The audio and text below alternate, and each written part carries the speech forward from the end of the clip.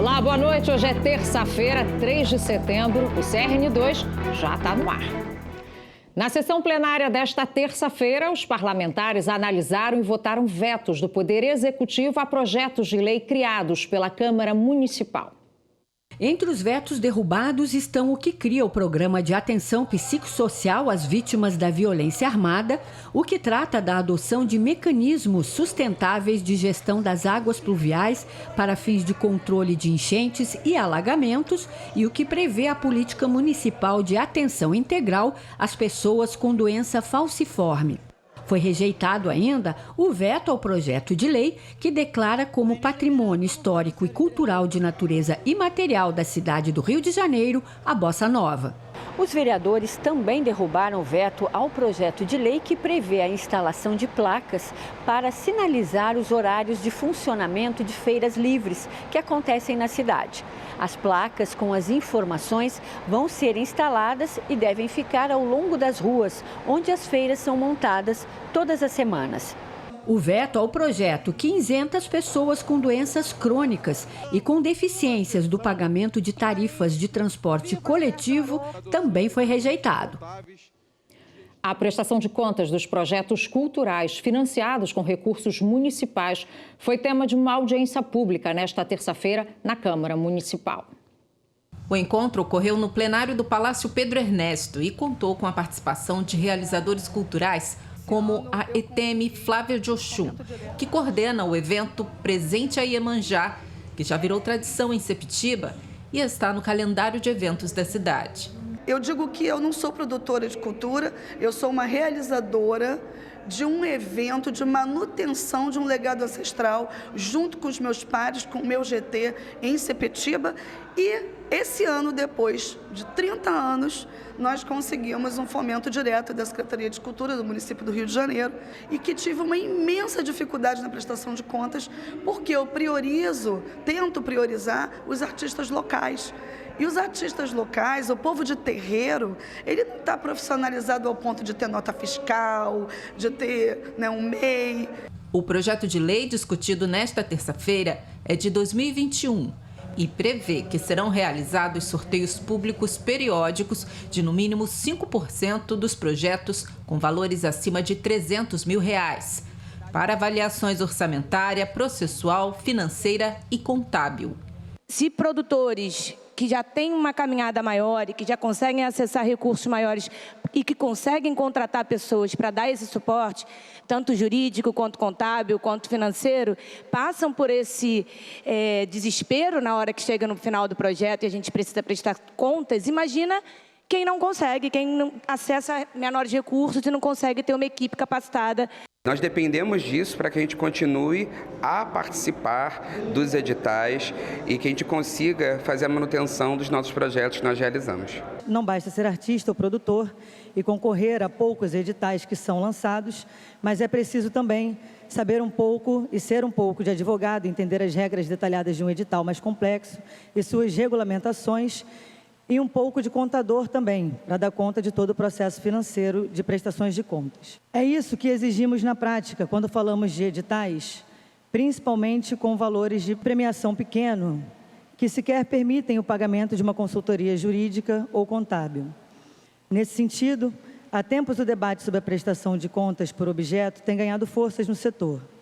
O que isso significa?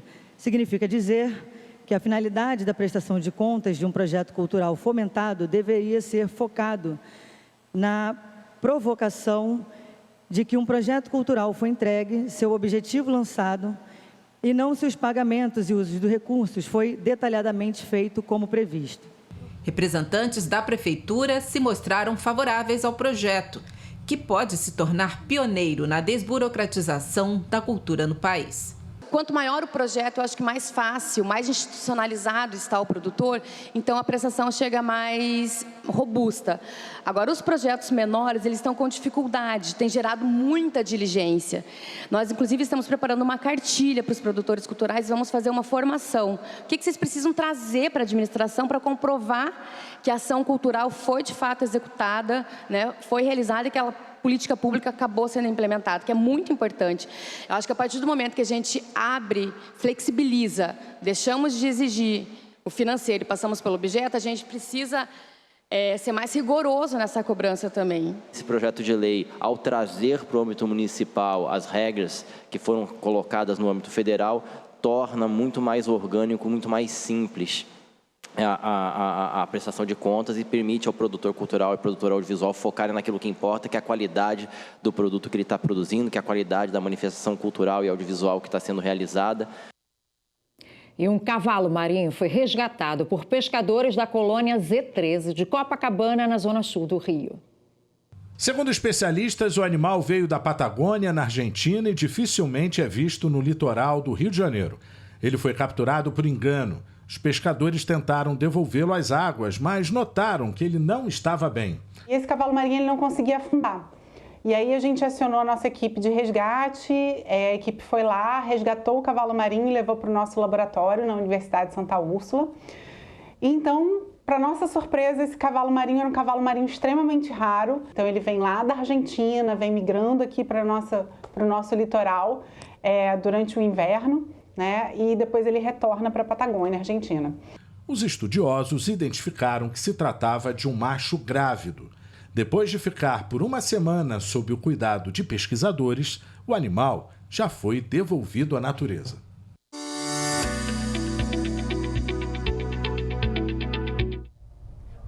Olá, pessoal. Essa terça-feira foi mais um dia com nebulosidade variada aqui na cidade do Rio. A máxima foi de 29 graus em Santa Cruz, mínima de 17 no Alto da Boa Vista. Não tivemos registro de chuva na cidade e para essa noite também não há previsão de chuva. E para amanhã, quarta-feira, previsão de redução de nebulosidade, temperaturas em elevação.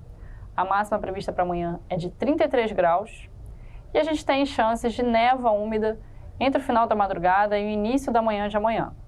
Ao longo do final da manhã e início da tarde, essa névoa deve se dissipar e a previsão é de sol com poucas nuvens. E é isso. Até a próxima.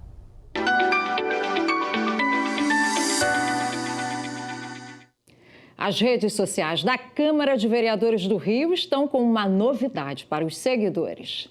A partir de agora, os perfis oficiais do Legislativo Carioca nas plataformas digitais contam com recurso de texto alternativo.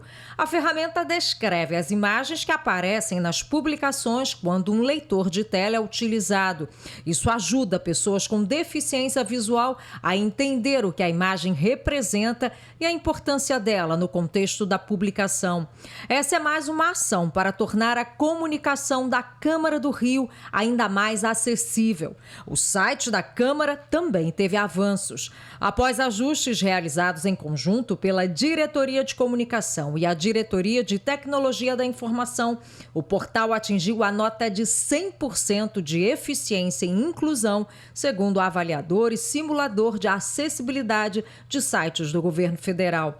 Nosso portal é o mais bem avaliado entre os legislativos de todas as capitais do país. Vale lembrar que nas sessões e eventos legislativos e em todo o material aqui da Rio TV Câmara já era disponibilizada a tradução em libras para pessoas com deficiência auditiva. Todas essas ações seguem o compromisso de garantir acessibilidade e permitir que a informação chegue ao maior número possível de cariocas. O caso da morte do jogador Juan Izquierdo, que passou mal durante uma partida de futebol, reacendeu a questão da necessidade de colocar um desfibrilador em locais de grande concentração de pessoas. Com o objetivo de salvar vidas, há 2 anos a Câmara Municipal aprovou uma lei que torna essa medida obrigatória no Rio. A cada ano, 300 mil brasileiros têm morte súbita por problemas no coração, segundo a Sociedade Brasileira de Arritmias Cardíacas. Para enfrentar o problema, há 2 anos, uma lei da Câmara Municipal tornou obrigatória a colocação de desfibriladores cardíacos em ambientes com grande movimentação, como aeroporto e supermercados. Fundamental a aprovação dessa lei do desfibrilador externo automático, nos locais de grande reunião de público, porque ele é autoexplicativo. A pessoa, ao ter acesso a ele, a partir do momento que estabiliza a pessoa no solo e posiciona as pás, ele vai dando todos os próximos passos de operação Então, desde uma criança a um adulto, pode efetivar a operação desse aparelho. Pessoas que nunca tiveram qualquer histórico de problemas cardíacos também podem ser vitimadas quando os sistemas elétrico e mecânico do coração param de funcionar. O caso mais recente que trouxe o tema à tona foi o do jogador Juan Esquierdo, que jogava uma partida contra o São Paulo no estádio do Morumbi, na capital paulista. Ele desmaiou após sofrer uma parada cardíaca, em decorrência de uma arritmia. Chegou a ser levado para o hospital, onde foi internado e sedado, mas acabou falecendo 5 dias depois. A chefe de enfermagem da Diretoria de Saúde destaca que pessoas que não são treinadas também podem usar o aparelho e salvar vidas. O aparelho, você tem só 3 posições que precisa da pessoa. Não é complicado, ele tem um passo a passo que a pessoa lendo, a pessoa consegue fazer. O tenente-coronel Antônio Santos, da Diretoria de Prevenção de Incêndio e Pânico da Câmara Municipal, explica como a sede do Legislativo se preparou para atuar nessas situações.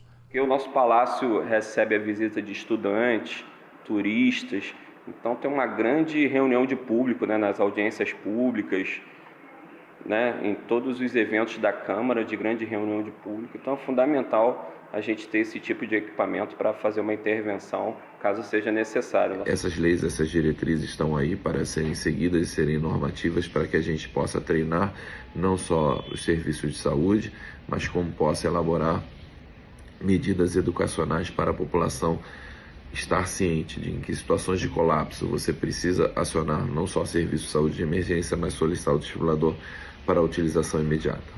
E agentes do programa BRT Seguro salvaram um recém-nascido que havia se engasgado no terminal Mato Alto, em Guaratiba, na zona oeste do Rio. Eles perceberam o desespero da família de Gael, de apenas 10 dias de vida. A guarda municipal Cristiane colocou o menino no colo, deitado de bruços, e fez massagem para liberar as vias aéreas dele. O procedimento deu certo e Gael voltou a respirar normalmente. Bombeiros levaram o bebê para a UPA do Cesarão juntamente com a mãe. E pouco tempo depois, Gael foi liberado. O programa BRT Seguro foi criado por uma emenda incluída pelos vereadores durante a aprovação da lei que autorizou o investimento da Prefeitura no sistema e, desde junho de 2021, evita furtos, calotes, vandalismo e, como a gente viu aí, salva vidas nas estações também. E é com essa boa notícia que a gente encerra o CRN2 desta terça-feira. A seguir tem o programa Câmara Rio Debate, hoje falando sobre a importância dos animais para a saúde mental. Assista a nossa programação pelo canal 10.3 da TV aberta e também ao vivo pela internet. Obrigada pela companhia, uma boa noite para você e até a próxima. Tchau, tchau.